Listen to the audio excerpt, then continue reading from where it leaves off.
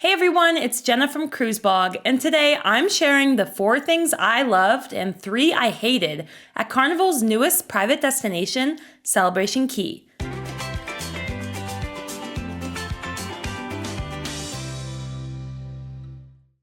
Carnival Cruise Line just opened Celebration Key, its latest private destination in the Bahamas.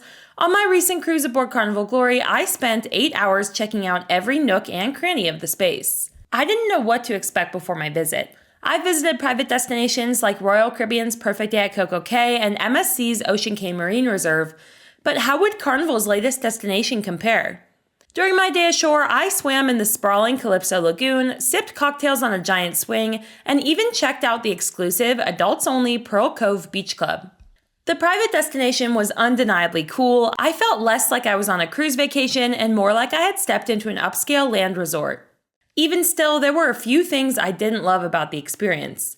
I wish Carnival's drink packages worked at Celebration Key, and I was surprised by the stingy dining rules. Nonetheless, my expectations were totally exceeded, and I already can't wait to plan another visit. These are the 4 things I loved and 3 I didn't like as much about visiting Carnival's Celebration Key. First, I loved Sunshine Swing Bar. There are 12 bars at Celebration Key, but none are as fun as the Sunshine Swing Bar. Instead of traditional seats, this bar features nearly 50 swings. You can swing over the water on one side or over the sand on the other. I chose a swing over the lagoon and had way too much fun swinging back and forth while sipping a drink. Initially, I thought the swings would barely move, but I had to stop myself from going too high. The swings are at the perfect level to dip your toes in the water, helping to keep you refreshed on a warm, humid day in the Bahamas. Unsurprisingly, Sunshine Swing Bar is extremely popular, so don't hesitate to snag a swing if you see one available. Next, I was disappointed by the lack of enforcement of adults-only spaces. The crown jewel of Celebration Key is the massive lagoon. It's split into 2 sides, Starfish Lagoon and Calypso Lagoon, and each offers a distinct vibe and purpose. While neither side is exclusively adults-only, Starfish Lagoon caters to families more than the latter. Here you'll find the Splash Pad Guppy Grotto, which features water sparrows and a 2-foot wading pool perfect for young cruisers. The other side, Calypso Lagoon, is more adult-focused.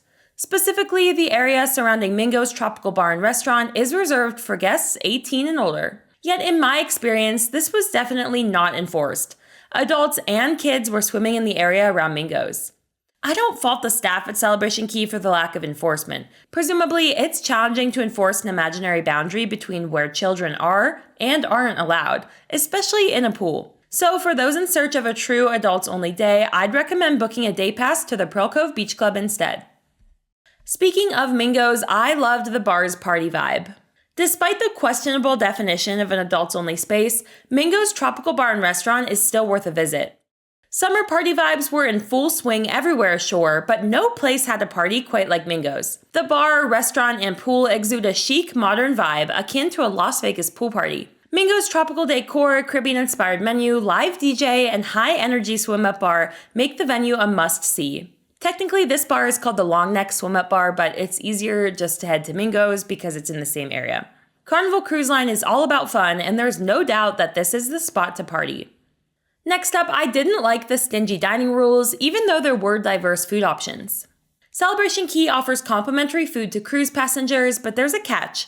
Just 1 full meal is included at no extra cost and only at select venues. Passengers can dine for free at food trucks and snack shacks, which are dotted around Celebration Key, and they can also dine at Captain's Galley Food Hall, serving quick service meals like tacos, gyros, and pizza. I appreciated the diversity of food options at Celebration Key. It's easy to offer basics like hamburgers and french fries, but Carnival stepped it up with a greater variety of cuisine options.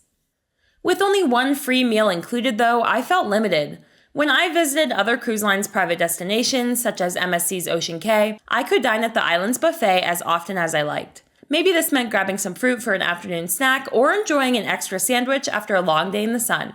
At Celebration Key, you'll be forced to shell out extra money if the provided lunch isn't enough. At lunchtime, I grabbed a personal pizza from Captain's Galley Food Hall. The meal, which came with a chocolate chip cookie, was the perfect size for me, a 5'5" female, but other guests may need more food. Next up, I loved the adults-only beach club, and I would book it again. I spent $99 to access Celebration Key's exclusive Pearl Cove Beach Club, and I'd book it again on future visits. Carnival Cruise Line is popular with families, but that doesn't mean you can't find adults-only spaces to unwind. The fleet ships offer Serenity, an adults-only pool deck, and Carnival took this concept to Celebration Key too with the launch of Pearl Cove Beach Club. The retreat features a private beach, infinity pool, swim-up bar, and full-service restaurant serving a variety of Mediterranean, Caribbean, and Japanese fare. It's accessible to guests 18 years of age and older, although only those over 21 can drink. During my time at Pearl Cove Beach Club, I was impressed by the tranquility of the space. I loved cooling off in the infinity pool and appreciated small touches like plush pool chairs, which added to the club's high-end feel. Most of all, though, I appreciated the flexibility to tailor the experience to my budget. Carnival offers an all-inclusive option to the beach club, which includes food and drinks, but I opted for the cheaper, non-inclusive option. I still enjoyed the main amenities like the pool and beach, and just grabbed my complimentary lunch outside the club instead. Even though there are plenty of other spaces to relax at Celebration Key, Pearl Cove Beach Club certainly offers an elevated vibe for those in search of a kid-free experience. Next up, I hated how Carnival's drink packages don't work at Celebration Key. In addition to being stingy with dining, I thought Carnival made a poor decision by not honoring passengers' drink packages while ashore. If you purchase a drink package for your Carnival cruise, you won't be able to use it at Celebration Key. This is typical with Carnival Cruise Line, as you can't use drink packages at their other private destinations either, such as Half Moon Cay. This differs from lines, though, like Royal Caribbean and Norwegian, which honor drink packages both on board and ashore at private destinations. There are so many unique bars at Celebration Key, and it seems silly for someone with a drink package to purchase cocktails ashore when they could just get the same drinks for free on board. Because Carnival offers a daily limit to its drink packages, I just don't see the difference in ordering drinks at Celebration Key versus on board the ship. It seemed like a money grab for those who already spent hundreds of dollars on drink packages. In the end, though, despite a few faults, I love how Celebration Key offers something for everyone.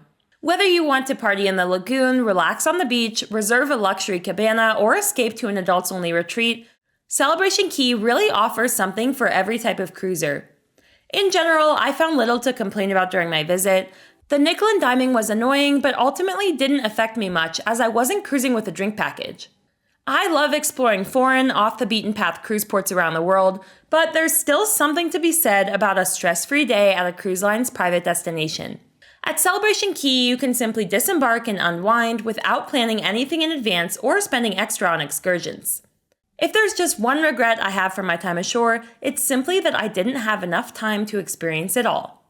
Well, everyone, that is my review of Carnival's brand new Celebration Key. Do you have a visit coming up to Celebration Key, or have you been to the island yet?